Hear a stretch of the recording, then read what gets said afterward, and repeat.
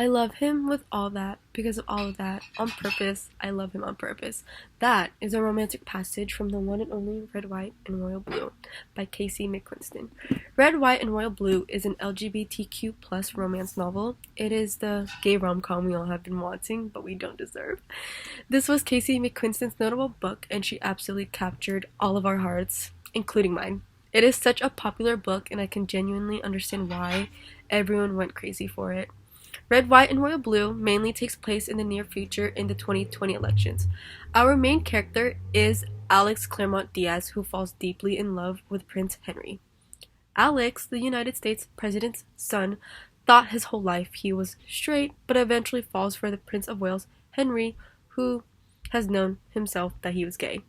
Alex figures out he is bisexual. The two were not fond of one another in the beginning, but they were forced into a friendship in the book. They were enemies who soon became lovers as time went on, and the main conflict of the story is how the two are trying their hardest to keep their ongoing romance hidden from the public since they are known to be straight men. Since Henry is a famous royal, it was hard for him to express his true self to those around him, and that is especially his family.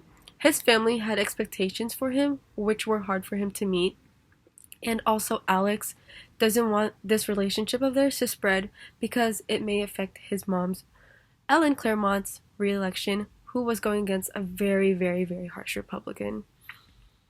This novel was definitely a really amazing read, and I recommend it.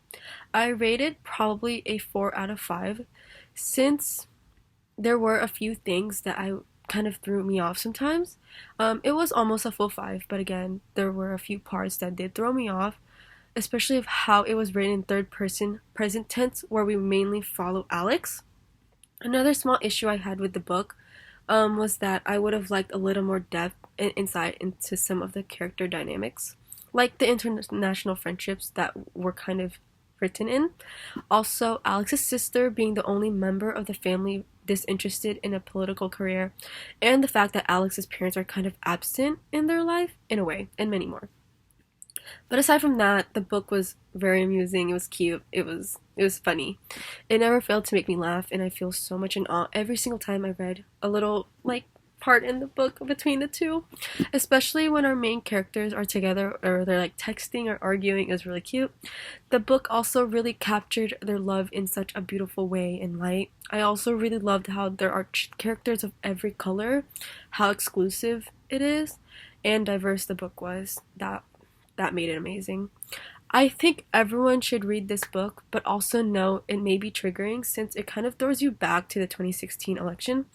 In a way, those who are liberal and respect decent human rights are the targeted audience, and a bit of a more grown audience since there are many rated R scenes between Alex and Prince Henry.